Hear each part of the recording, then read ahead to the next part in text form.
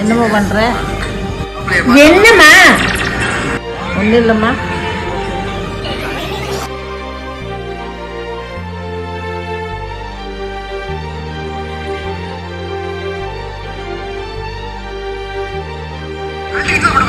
ஏமா வந்து உட்கார போற என்னதான் சொல்லு.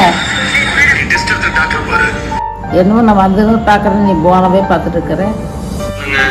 செல்போன் கம்பெனி மாதிரி அடி. ஏமா? ஊர்லேருந்து ஆசையாக பேசுகிறான்ட்டு வந்தேன். ஊஞ்சி கொடுத்துங்க பேச மாட்டேங்கிற, நான் வந்து கூப்பிட்டாலும் கோவப்படுறேன்.